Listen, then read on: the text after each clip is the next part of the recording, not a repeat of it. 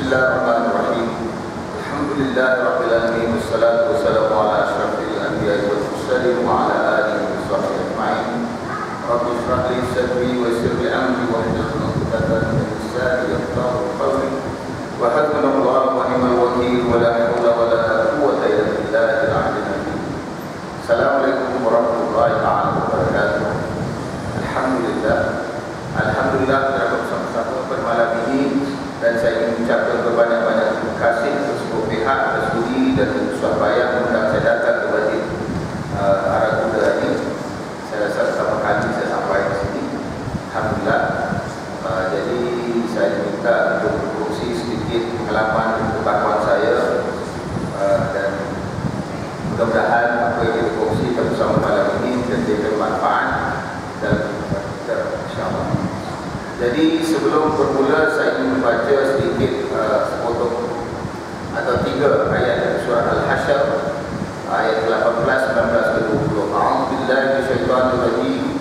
Ya ayyuhalladzina amanu taqullaha wal tanzur nafsum ma qaddamat lighad wattaqullaha innallaha khabirun bima ta'malun wa la takunu kalladzina nasullaha فأنساهم أنفسهم أولئك هم الفاسقون لا يستوي أصحاب النار وأصحاب الجنة أصحاب الجنة هم الفائزون.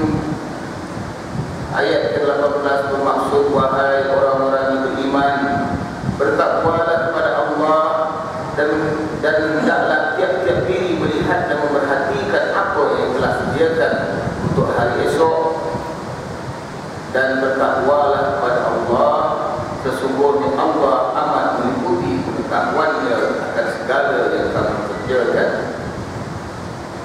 Perkara yang menarik di sini, firman Allah mengatakan bertakwalah kepada Allah, yang bermaksud dengan mengerjakan segala suruhannya dan meninggalkan segala larangannya, dan hendaklah tiap-tiap diri melihat dan memerhatikan apa yang telah sediakan untuk hari esok. Liwat mengenai hari esok, tapi para mufassir mengatakan hari esok ini adalah bermakna hari akhirat, hari kiamat. Apakah yang kita telah sediakan untuk hari di mana kita dinilaikan Allah segala apa kita dilakukan dan bertakwa kepada Allah dengan sungguh-sungguh, kerana Allah amat meliputi pengetahuannya tentang segala apa yang kamu kerjakan. Seterusnya Allah berfirman yang bermaksud, dan janganlah kamu menjadi seperti orang-orang yang telah melupakan perintah-perintah Allah, lalu Allah menjadikan mereka melupakan amal-amal yang baik untuk menyelamatkan diri mereka. Mereka itulah orang-orang yang fasik. Hari ini ramai manusia yang mengingati perintah Allah pada apa yang mereka nak ingat saja, dan melupakan apa yang mereka tidak suka atau tidak sesuai dengan cara hidup mereka. Mereka langgar. Mereka kata tak apa, ini tak apa, kita tak ikut perintah Allah, ini tak apa. Jadi Allah ingat kepada kita, dan janganlah kamu menjadi seperti orang-orang yang telah melupakan perintah-perintah Allah, lalu Allah menjadikan mereka melupakan amal-amal yang baik, menyelamatkan diri mereka. Mereka itulah orang-orang yang fasik. Allah sebut fasik pun Allah tidak, orang-orang manusia Allah itu tidak sebut. Fasik ini sebenarnya bukan orang kafir lah. Mereka tak fasik, orang Islam fasik. Orang Islam munafik. Orang kafir dia tak percaya Allah. Dia kata tak ada Allah, dia tak percaya. Orang kafir. Dia tak sembahyang 5 waktu, dia tak syahadah, dia tak kata kafir. Orang Islam pun syahadah, mengaku diri dari Islam, tetapi mereka fasik, mereka munafik, mereka musyrik.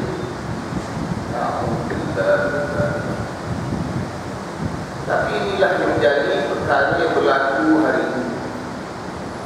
Jadi saya buka dengan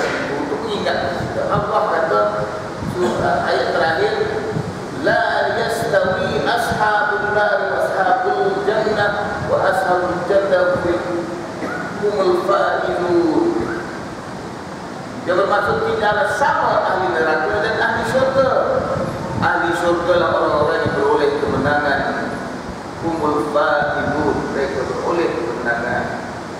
Tak sama ahli neraka dan ahli syurga. Dan Allah kata kebanyakan manusia ini adalah ahli neraka. Hal ini kita manusia menonton atau tontonan menjadi tuntutan menjadi tontonan. Apa yang kita lihat, apa kita pandang, apa yang kita tengok, itulah kita nak tiru. Itu menjadi tuntutan hidup kita. Apa yang Allah tuntut daripada kita, kita tak peduli. Allah kata kebanyakan manusia adalah mereka menjadi ahli neraka. Tetapi hari ini kita mahu menjadi kumpulan yang ramai, kumpulan kebanyakan manusia, sebab itu menang demokrasi. Tapi Allah kata kebanyakan manusia adalah ahli neraka. Jadi demokrasi menang masuk neraka. Mereka yang ramai masuk neraka. Allah kata hari kita tak peduli. Kita ikut orang kafir kata kita jadi kumpulan yang ramai untuk berkuasa. Kita mesti jadi yang ramai. Allah kata kerana kebanyakan manusia adalah mereka tidak bersyukur kepada Allah. Mereka yang ingkar kepada perintah Allah.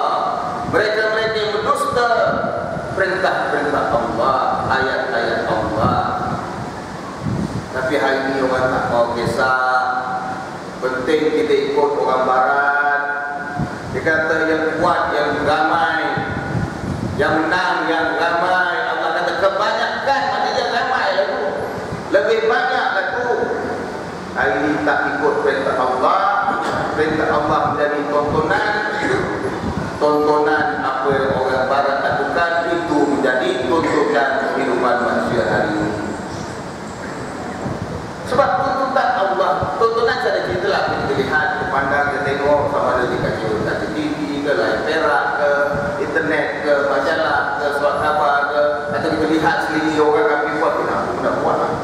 Canggih tu, okey tu, bagus tu.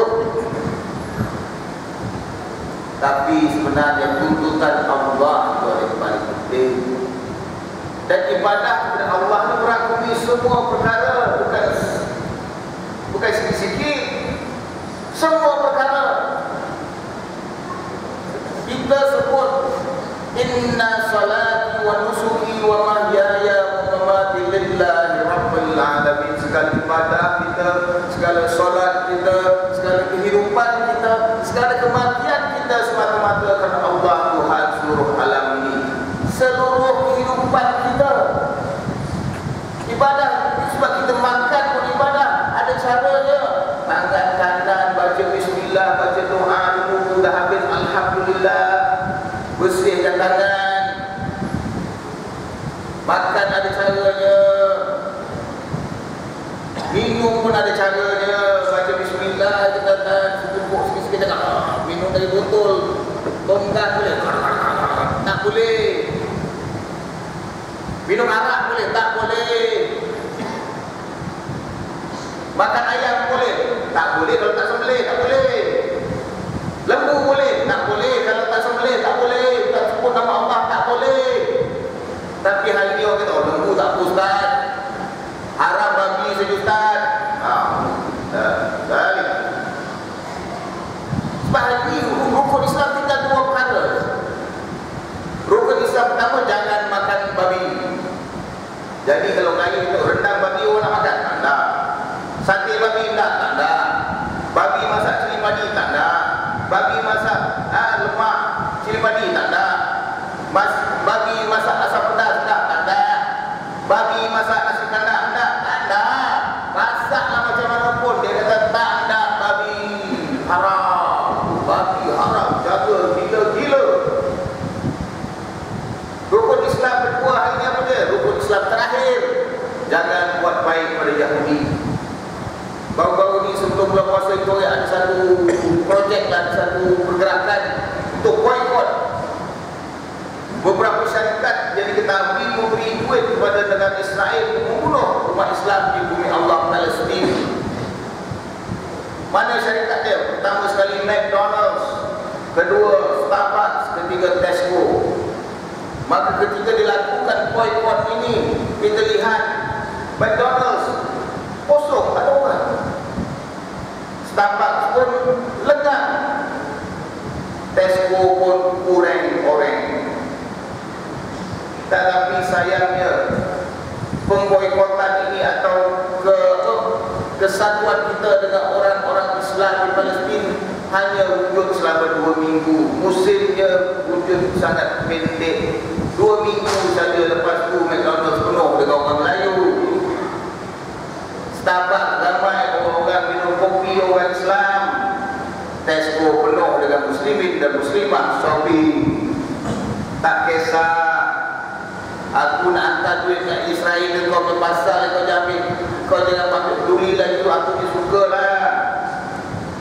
Aku nak bunuh orang Palestin, aku nak sokong orang Yahudi bunuh Palestin, kau jangan ambil, tinggal jaga demikian aku lah. Alhamdulillah. Balik. Mampuslah mereka. Kami di sini janji kami dapat beli shopping murah, janji kami dapat burger sedap, janji kami minum kopi bagus. Alhamdulillah. Adakah ini orang Islam yang mencintai Allah? Adakah di sini orang Islam mengikuti sunnah-sunnah Rasulullah sallallahu alaihi wasallam? Adakah kita orang-orang bertawakal kepada Allah, beriman kepada Allah? Tanyalah sendiri. Tanyalah sendiri. Hari ini banyak kaum Islam lebih banyak memburu pahala dari Allah dan janji Allah, padahal yang lebih utama adalah ibadah dan ketaatan kepada tuntutan Allah daripada makhluk. Tuntutan Allah kepada makhluk itu yang lebih utama. Hari ini macam Allah jadi hamba dia, ya Allah bila aku ni, bila aku itu buat aku ni janji ni, Allah kamu bagi aku sama, aku tak perlu buat apa-apa untukmu ya Allah. Allah jadi hamba manusia dah hari ini. Doa minta macam-macam dengan Allah, tapi dia punya kelakuan terhadap Allah, dia beribadat terhadap Allah sedikit sangat. Cukup saja, cukup. Ikut hukum cukup, kerana Allah menyayangi kita, Allah mengasihi kita, dia buat agama ni mudah. Tapi adakah hukum setengah orang ni hukum hukum kata okey cukuplah, apa nak lebih-lebih, tak perlu. Habis kita tengok imam hari raya, hari puasa, Allahu Akbar, kita tengok ada satu ada je. Sebab apa? Tutup aurat lelaki dari pusat ke bawah betul. Ikut hukum sahih, syarat cukup. Tapi ada imam buat hari raya datang ke tuala, hari tuala padan juga. Tapi tak, sekarang ni orang ikut hukum. Baru-baru ni bulan puasa saya tengok muncul lagi sekali mazhab Ramadaniyah. Penuh masjid. Sebelum azan maghrib dah beratur orang ramai dah penuh dalam masjid. Kami semalam berjemaah maghrib. Kalau buka puasa bersama-sama boleh puasa. Buka puasa. Lepas tu semalam berjemaah Isyak. Semalam pula tarawih sunat 3 rakaat. Kam tadarus pula. Kam malam jam mulai pula. Hebatnya. Tapi bulan Ramadan dia, bulan lain tak nampak muka dia. Bulan Ramadan timbul celah-celah pokok, celah-celah lalang, celah-celah longkang. Baik masjid, penuh masjid. Sebab pada iklan hukum ada satu hadis mengatakan barang siapa berpuasa dalam bulan Ramadan, tapi hadis ni pun tidak potong, ikut suka dia. Hadis itu adalah Abu Hurairah mengatakan Rasulullah bersabda, barang siapa berpuasa bulan Ramadan dengan penuh keimanan dan mencari kedatangan Allah, maka segala dosa-dosa ialah dihapuskan. Lagi dia dah potong bab beriman dan mencari kedatangan Allah, tak payah. Dia kata barang siapa berpuasa bulan Ramadan, segala dosa-dosanya dihapuskan. Oi, pandai tak dia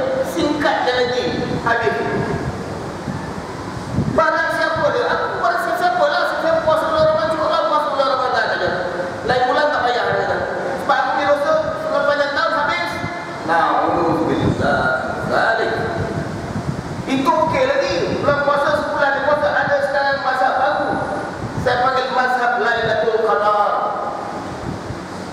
Mereka ikut surah Al-Quran mengatakan ada satu malam dalam bulan Ramadan lebih baik dari 1000 malam, iaitu malam Lailatul Qadar.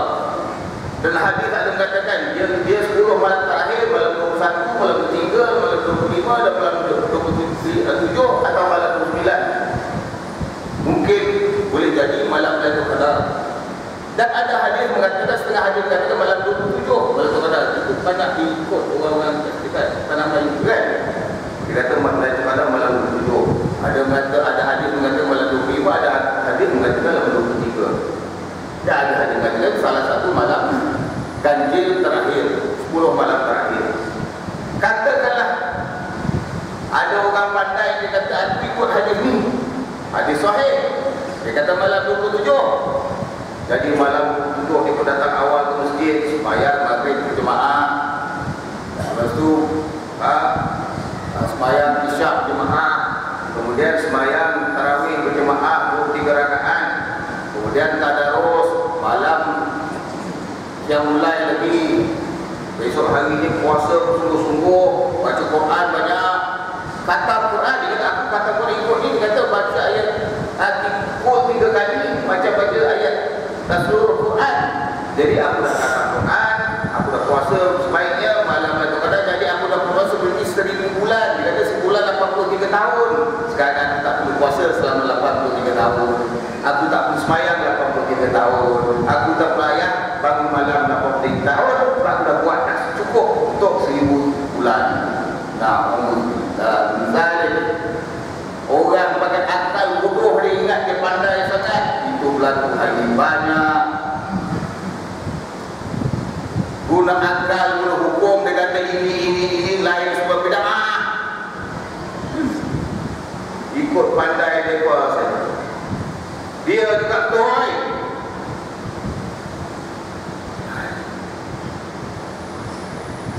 Firman Allah surah Al-Ankabut ayat 38, A'udzubillahi minasyaitonir rajim. Wa zayyana lahumus syaitanu a'malahum fasaddahum 'anis sabili wa kanu mustabsirin. Syaitan memperelokkan pada pandangan mereka amal-amal mereka, lalu dia menghalangi mereka dari jalan Allah, padahal mereka orang-orang yang bijak, pandai dan berakal yang dapat membezakan yang benar dan yang salah. Orang pandai dia bukan orang bodoh, tapi syaitan mengelokkan pandangan mereka pada amal-amal mereka. Ada setengah-setengah mufasir mengatakan pada amalan-amalan yang jahat. Amalan yang jahat ini kita dah tahu dah. Allah kata minum abu, syaitan kata minum arak bagus. Syaitan kata aku romen-romen dengan perempuan berzina bagus. Ada orang kata bestnya, syoknya, makhluk tu buat terjadi ganggu, best. Syaitan elokkan pandangan amalan ini. Tapi yang saya cerita ni amalan-amalan baik macam itulah. Puak Ramadhaniah dan puak Lailatul Qadar tu mereka berpuasa, mereka baca Quran, mereka sembahyang berjemaah, mereka lah sembahyang malam dia mulai buat benda-benda baik. Tetapi mereka kata cukup, Ramadan cukup. Syaitan ni mengelokkan pandangan mereka itu benda itu cukup. Syaitan kata aku malam Lailatul Qadar cukup, 83 tahun dah kabur dah terbayar. Cukup kan? Syaitan yang kata cukup, Allah tak kata cukup. Allah kata bulan Ramadan ini satu bulan bonus, dilipat kali ganda dan kamu buat ibadat sunat dikira sebagai ibadat fardu. Buat ibadat fardu dikira 10 dan 70 kali ganda. Dan kamu beribadat dengan beriman dan mencari keridhaan Allah, dihapuskan segala dosa-dosa kamu. Tapi beriman dan mencari keridhaan Allah ini boleh jadi bulan Ramadan yang bulan lain tak buat. Dia macam kerja lah. Kerja kita ada bonus juga kan. Ujung tahun dapat bonus.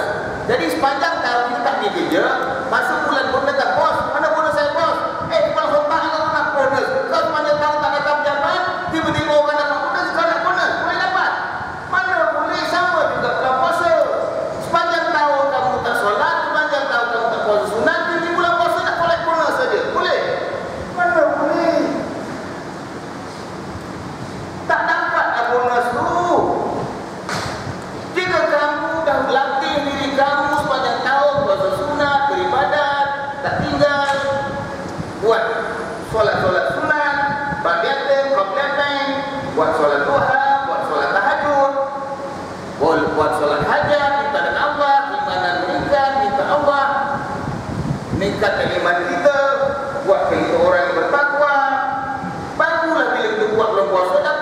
pahala yang lebih ni.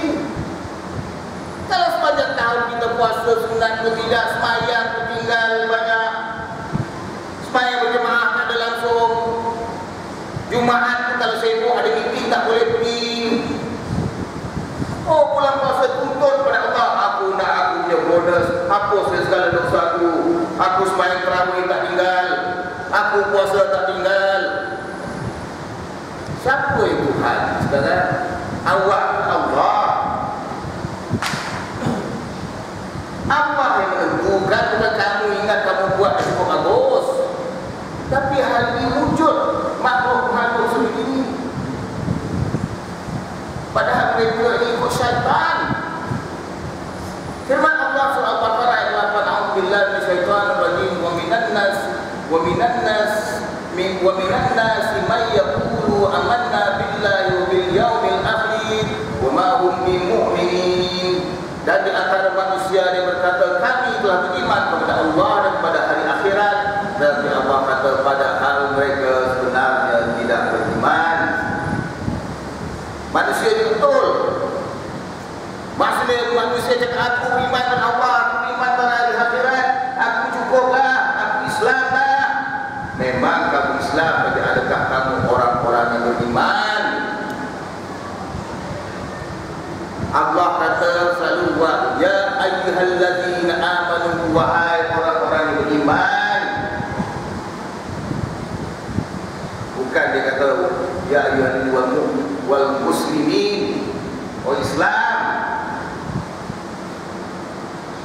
Dia sebut orang-orang yang beriman, orang-orang yang menyerahkan diri mereka kepada Allah, yang mengorbankan kehidupan mereka semata-mata karena Allah, yang hidup karena Allah, yang mati karena Allah, yang berjuang karena Allah, yang berkhidmat karena Allah, semata-mata karena Allah, barulah jadi. Ini hari ini orang menuntut pada Allah, menuntut yang mengharapkan, ya Allah, barilah bank itu luluskan pinjaman aku, riba halal haram. Ya Allah, barilah bank itu luluskan aku punya pinjaman. Ya Allah, barilah anak aku belajar negara kafir di England, di Amerika. Na'udzubillah min dzalik. Minta Allah hantar anak belajar negara kafir. Minta Allah wujudkan duit haram dalam kehidupan kita. Na'udzubillah min dzalik. Tapi hal ini benda berlaku berleluasa, tak kisah. Tapi Allah sebut dalam surah Al-Kahfi ayat 104, A'udzubillahi minasyaitonir rajim, alladzina dalla sa'yuhum fil hayatid dunya wa hum yahsabuna annahum yuhsinuna sun'a, yaitu orang-orang yang telah sia-sia amal usahanya dalam kehidupan dunia ini, sedang mereka menyangkakan bahawa mereka sentiasa betul dan baik pada apa saja yang mereka lakukan. Manusia kata aku tidak cukup bagus, aku tiap-tiap tahun pergi Mekah, aku derma pada anak yatim, kau tengok aku masuk TV, kau ni cek besar, bagi duit 3,000, beli kasut 4,000, beli rumah 100,000, riba, beli kereta 200,000, riba. Bangga bagi orang anak yatim 3,000, 1,000 pun dia tak, 1,500 aja. Dia punya tilang tak ubah dia lagi mahal daripada pergi pada anak yatim. Dia bangga, masuk TV, masuk sokama, riak. Tak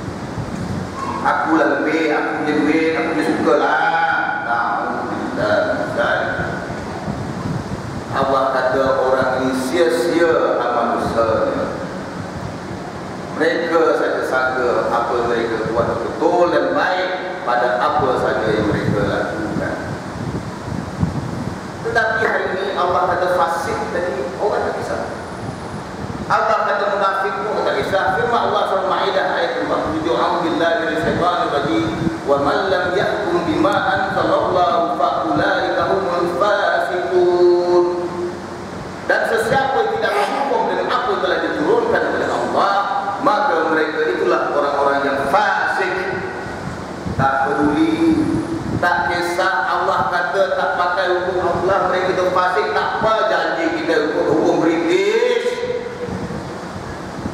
Kita ikut perlembagaan tulis oleh Lord William Reed, kafir British, itu lebih penting bagi kita daripada ikut hukum Allah Subhanahu wa taala.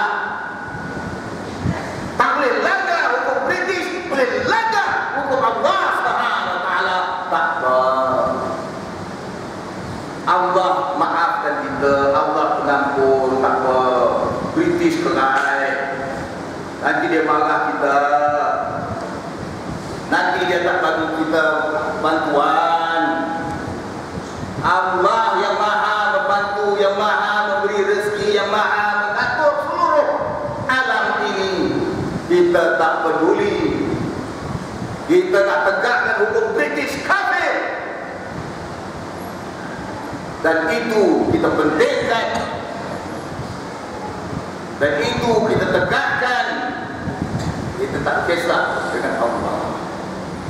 Firman Allah surah Al-Ahzab ayat 48, "Wala tuti'il kafirin wal munafiqin wa da'adahum wa tawakkal 'ala Allah wa kafa billahi wakila."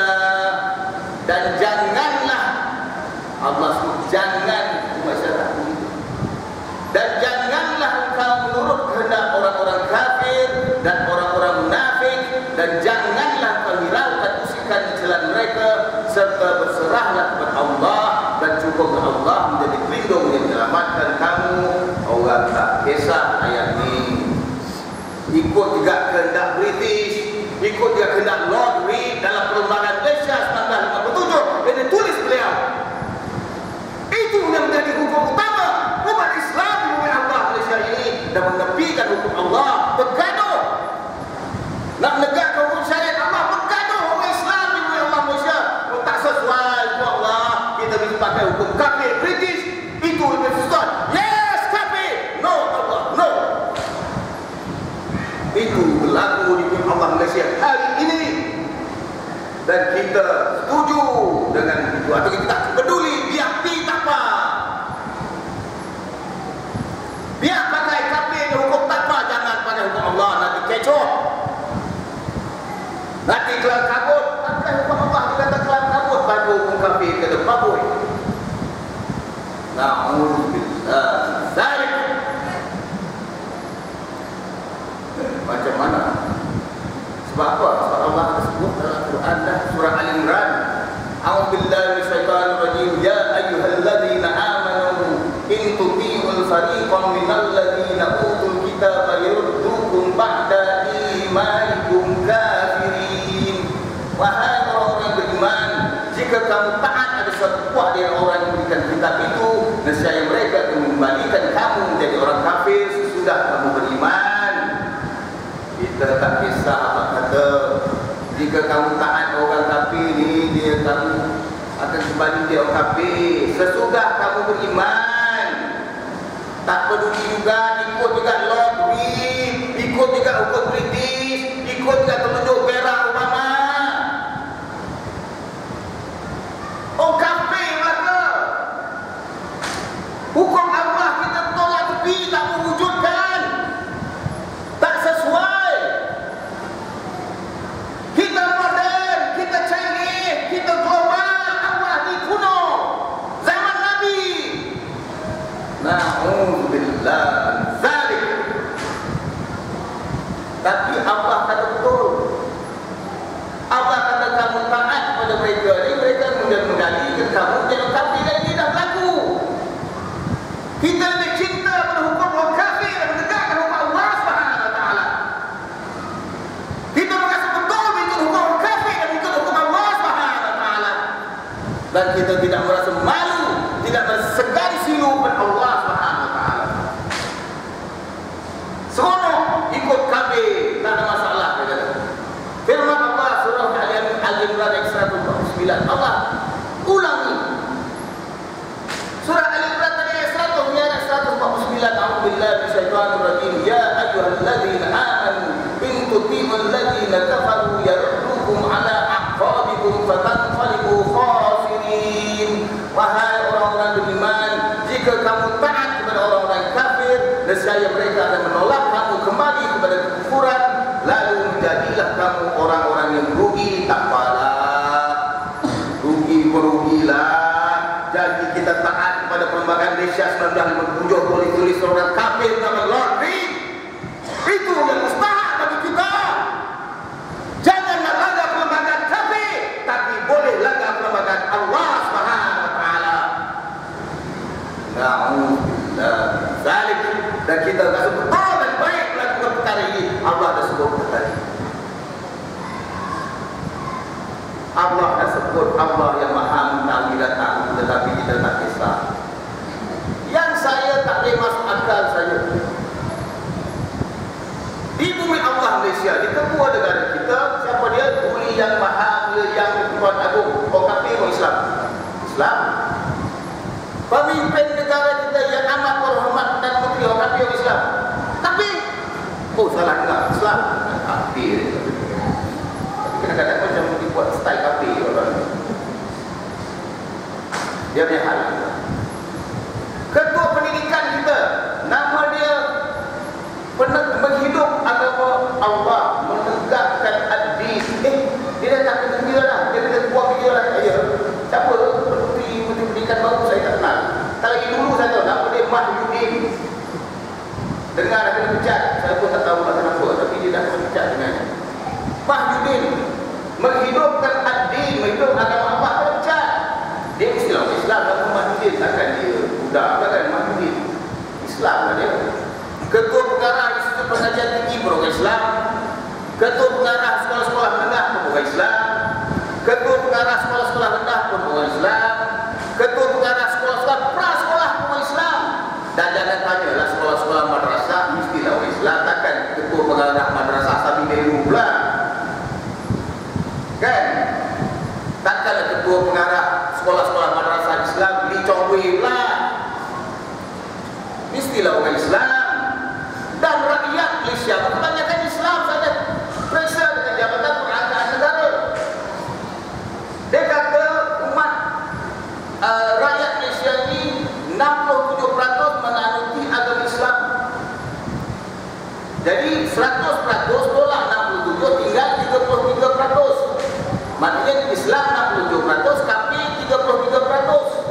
Terdiri daripada kafir Kristian, kafir Hindu, kafir Buddha, kafir Shinto, kafir Bendali, segala kafir yang campur-campur semua baru 33%. 33 kali 2, 66, kita 67, lebih dari 2 kali ganda.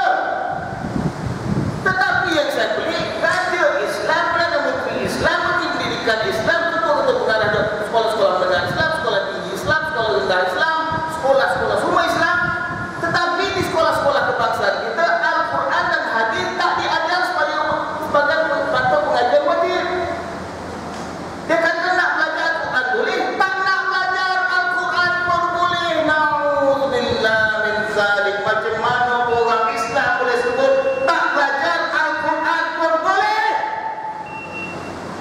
Dan kita hantar anak-anak kita ke sekolah-sekolah belajar ini. Al-Quran tak wajib, hadis pun tak wajib. Apa benda hadis?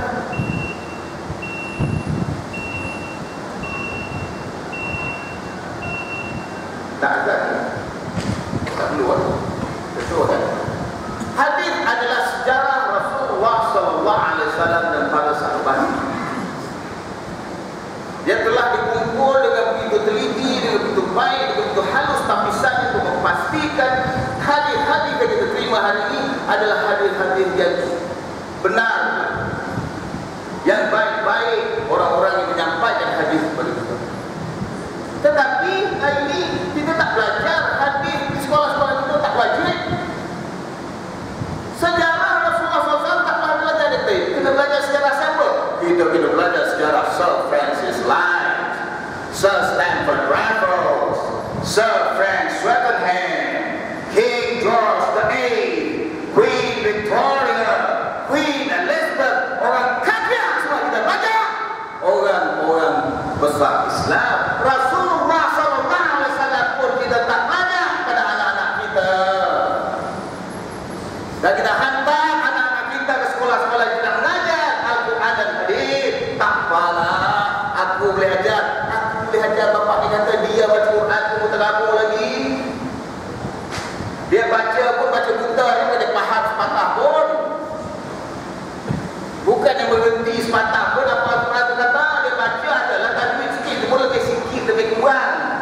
Makras pun lebih kurang. Dia nak ajar anak dia, sampai anak lagi terus, lagi teruk. Tapi itulah tujuan mereka. Nanti saya bocor ke satu rahsia. Firman pula. Seorang bernama Theodor Herzl, orang Yahudi. Dia inilah orang yang mencetuskan idea untuk menubuhkan negara Israel. Nama dia Theodor Herzl. Dan pada tahun 1897 berucap di Basel, Switzerland. Dia berkata, misi kalian kepada perkumpulan Yahudi, misi kalian bukanlah mengeluarkan mereka dari Islam, walaupun yang terakhir merupakan keberhasilan yang paling gemilang. Dia cerita banyak kali, tapi yang terakhir disebut mengenai, dia kata tak payah keluarkan orang Islam daripada agama Islam, tapi lebihkan usia kamu bagaimana menjauhkan mereka dari Islam. Jadi kalau mereka sebagai orang Islam yang tak kenal dengan agama sendiri, orang Islam yang gemar berpoya-poya, suka dengan kemaksiatan, hidup semata-mata mencari harta dan kekuasaan. Jika umat Islam sedang menjadi seperti ini, maka misi kamu sudah berhasil. Laksanakanlah dan tunaikan misi kamu ini dengan penuh kesedaran. Ini dia dah sebut 100 tahun lebih tadi. Perancangan mereka dah berhasil hari ini. Hari ini kita nampak orang Islam ramai berpoya-poya, ramai tidak kenal agamanya sendiri, ikut-ikutan saja, pura-puraan saja, olok-olokan saja agama Islam, tapi dia sebenarnya orang-orang yang tidak beriman. Allah dah sebutlah. Dia sebut aja dia Islam, dia sebut aja mereka beriman, dia sebut dia percaya hari akhirat, tapi Allah kata sebenarnya mereka tidak beriman. Maka berjayalah misi Theodor Herzl ini yang berceramah atau berhujah di perkara ini 100 tahun dahulu. Ada seorang lagi nama dia William E. Gladstone. Siapa dia ni? Dia ni bekas Perdana Menteri Great Britain, orang yang kita mulia-muliakan hari ini, yang kita tegakkan hukum orang British ni hari ini. Apa dia kata? Dia kata ketika berucap dalam Parlimen Britain, Parlimen England, dia berkata, selagi mereka umat Islam berpegang dengan kitab ini, dia pegang kitab Al-Quran dalam Parlimen, berpegang Quran ini, selagi mana mereka berpegang dengan kitab ini, selama itulah mereka akan bangkit dan kita tidak dapat menundukkan mereka. Oleh itu pisahkan mereka dari kitab ini, maka itulah berlaku di semua tanah jajahan kafir British, di mana dari sekolah Gajah Satu dipisahkan umat Islam daripada Al-Quran, dipisahkan anak-anak kita daripada hadis, dan kita suka hantar anak-anak kita, anak aku belajar di London, di Manchester, di San Francisco, di Chicago, di Boston, di Harvard, di Cambridge, belajar di negara-negara kafir, daripada madrasah-madrasah kafir, daripada ustaz-ustazah kafir, daripada kitab-kitab yang ditulis oleh orang-orang kafir. Semua hantar anak-anak yang pandai, 15A hantar ke London, ke New Zealand, ke Amerika, ke Jerman, ke Perancis. Yang bodoh-bodoh hantar pesantren di Indonesia, belajar kitab Allah. Hantar ke pondok di selatan Thailand, di Kelantan, di Kedah ni, mengaji kitab Allah. Yang bodoh-bodoh, yang tak ada A. Yang 15A hantar negara kafir. Mereka balik bagi gaji besar, jawatan besar, yang mengaji kitab Allah. Nah Ustaz, ambil RM50, ajar anak saya alif batas. Ustaz, apa yang ajar ni? Allah kata, jangan buat baik dengan orang kafir, tak boleh ajar Ustaz, nanti bahaya. Kami suka kafir ya Ustaz, kami kena tegakkan hukum kafir ya Ustaz. Na'udzubillah zalik. Inilah realiti hari ini. Kita dah tak perlu sebut dah berlaku dah. Dah berlaku apa yang mereka hendak. Dah berlaku apa mereka rancangkan. Kita kita buat tak tahu. Tak apalah, dulu datuk kita pun ikut British, bapak kita pun ikut British, kita ikut anak cuci-cuci supaya ikut British lah. Tak apa. Janji kita ikut British, jangan ikut Allah SWT. Itu orang kafir dah. Itu yang berlaku ni. Dan Allah kata, kamu taat orang kafir, kamu kembali jadi orang kafir sesudah kamu beriman. Tapi kita tak peduli nasihat Allah. Kita tak peduli firman Allah. Kita tak peduli kalau Allah kita minta perlembagaan ditulis oleh orang kafir yang nak menjauhkan kita daripada Islam. Dan kita seronok jadi umat yang bodoh, umat yang tertipu, yang terpedaya, suka seronok. Orang ambil duit kita tak apa, derma tak apa, baik berderma bagus. Na'udzubillah zalik. Kenapa kita? Sebab Allah sebut kamu taat orang kafir, kamu ikut kehendak orang kafir, mereka menjadikan kamu kafir sesudah kamu beriman. Kita tak kisah firman Allah. Pernah dengar ayat yang keluar masuk TV? Tak ada. Kena ban. Kalau saya cakap begini boleh keluar TV Malaysia, ATM 1 tak boleh. Orang Melayu sekat, orang Islam tak bagi. Dan kita terima. Tak apalah, mereka pemerintah, mereka semua ikut kapiak, kita ikut kapiak lah, tak apa. It's okay, Malaysia boleh, semua boleh. Ikut Allah tak boleh. Tegak hukum Allah tak boleh. Tegak hukum Islam tak boleh. Potong tangan tak boleh. Hukum hudud tak boleh. Hukum kafir, yes. Yes, kafir is good. Nah, zalim.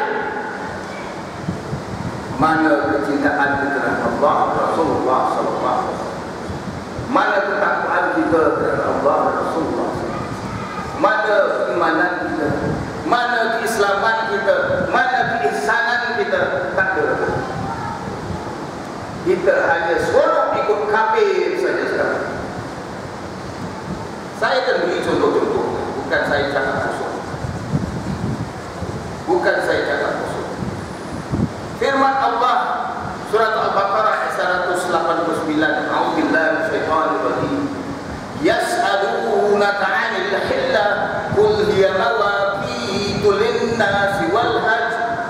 Yang bermaksud sekiranya mereka bertanya kepadamu mengenai bulan, katakanlah bahawa bulan itu adalah tanda-tanda waktu bagi umat manusia dan untuk menentukan haji.